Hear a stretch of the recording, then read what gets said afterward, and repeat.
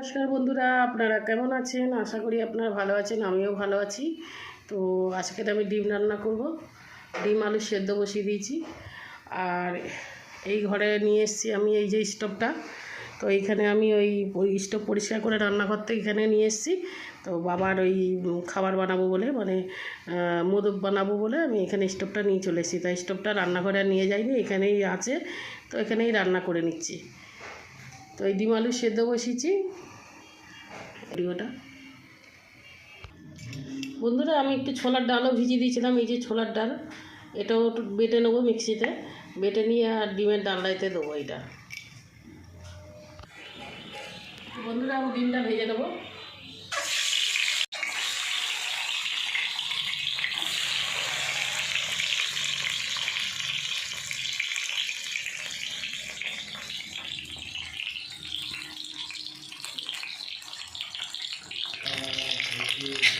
তো বন্ধুরা, আমার ডিমটা হালকা করে ভাজা ভাজা হয়ে গেছে, এবার আমি উঠিয়ে নেবো।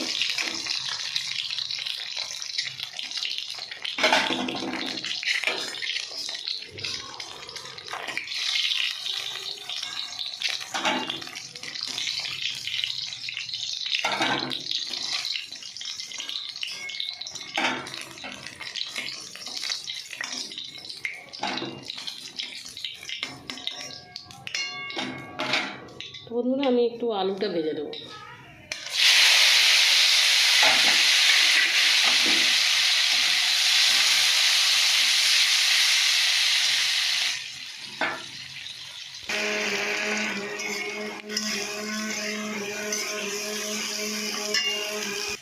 আলুটা হয়ে গেছে, এবারে উঠিয়ে নেবো আমি।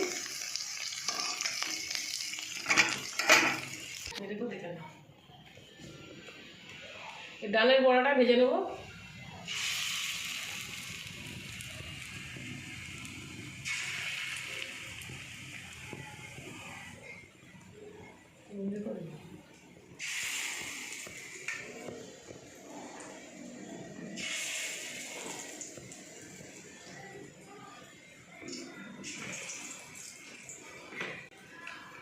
ডালের বড়াটা ভেজে নেবো, ভেজে নিয়ে তারপরে ডিমটা বানাবো।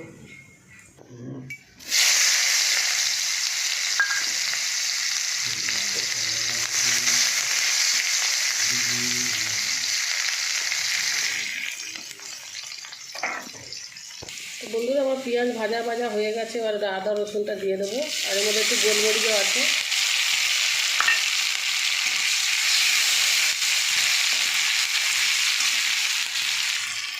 টমেটোটা দিয়ে দেবো।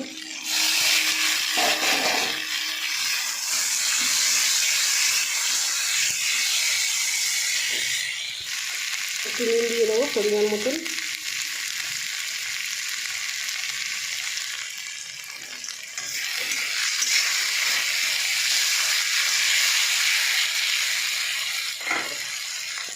বড়াগুলো এখানে ভাজা হয়ে গেছে, পকোড়া।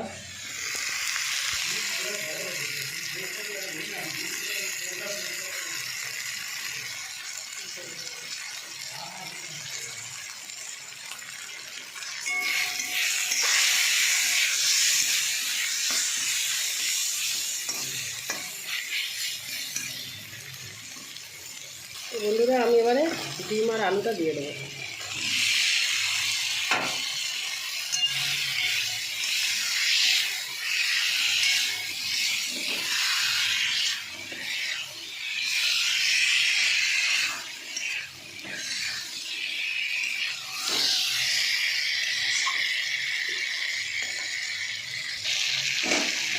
বন্ধুরা, আমি এইগুলো দিয়ে দেবো, পকোড়াগুলো, ডালের বড়াগুলো দিয়ে দিলাম।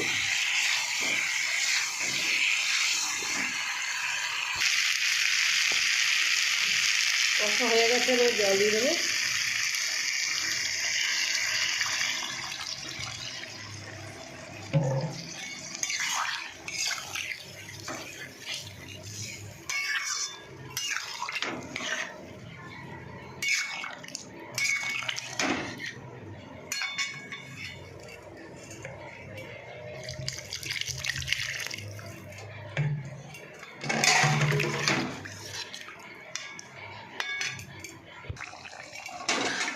তো বন্ধুরা আমার তরকারি হয়ে গেছে, আমি এবার নামিয়ে নেব।